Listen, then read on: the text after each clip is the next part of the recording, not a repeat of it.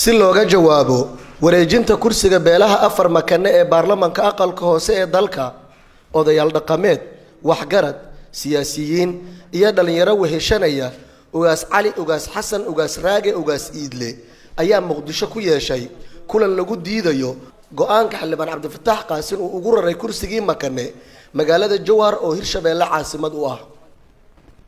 qaar ka mid ah siyaasiyiinta odayaasha dhaqanka waxgaradka iyo dhalinyarada beelaha makane oo ka hadlay kulankan ayaa u sheegay xildhibaanka in qorshihiisa uusan soconayn waxaana ay ugu baaqeen inuu si degdeg ah uga laabto go'aanka xawilaada ee kursigaas xildhibaan cabdifataax xildhibaannimada aad ku fadhiso mid hadda bilaabatay ma aha hadday kula noqoto inay 91 xildhibaankan la helay waa 60kii mid dhumi kara ama dhumaaya ma aha waa tala xumaatay taladaa ciddi ku siisana way kugu xumaatay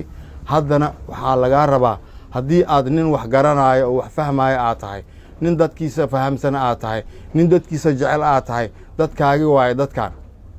waa dadkii ku soo doortay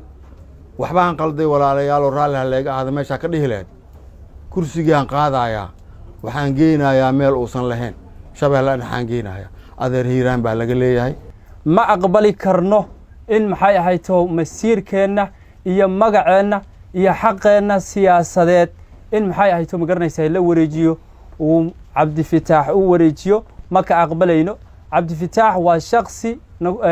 maxay ahayto 4 sano xaq u leh inuu ku fadhiyo kursiga laakiin awood uma lahan in ma garanaysaa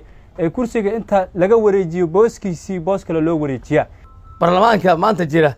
nin walba asaga si rabo inuu u dhaqmo mas'uuliyaddeeda inka qaadaysan baad in leeyahay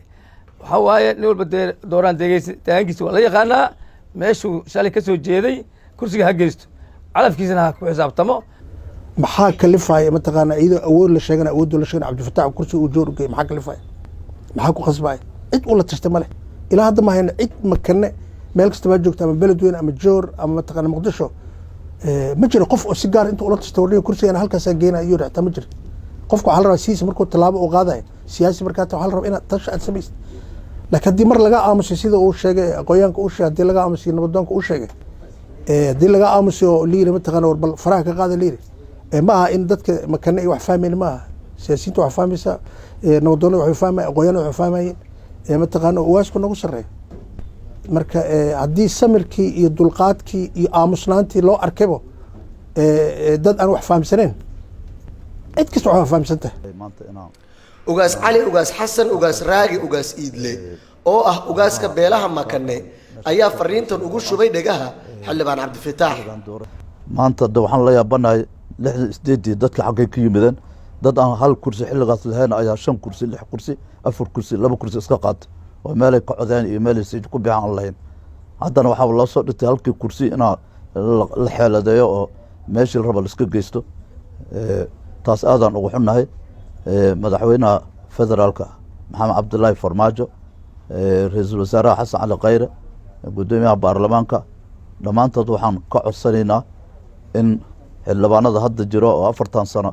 dee xildhibaano lagu qasaaray noqdeen dee shacabka rabitaankooda waa khilaafeen cid ay ka warqabaan ma jiraan intooda badan marka waxaan codsanaynaa inay taladooda waxba aysan ka bedelin marka waxaan soo jeedinaynaa meel kasta oo beesha makane ay joogto Soomaaliya iyo wadanka gudihiisa iyo dibadiisa arintaas waxaan cadeynaynaa inaa annaga deegaan doorashadeena ay tahay beledweyne kulamo caynkan oo kale ah ayaa lagu qabtay magaalooyinka beledweyne jowhar iyo muqdisho waxaana makane afartiisa beelood ay u sheegeen xildhibaanka in aysan cidi ka aqbalayn qorshihiisa xawilaad ee kursiga makane cabdishakuur shashaar TN muqdisho.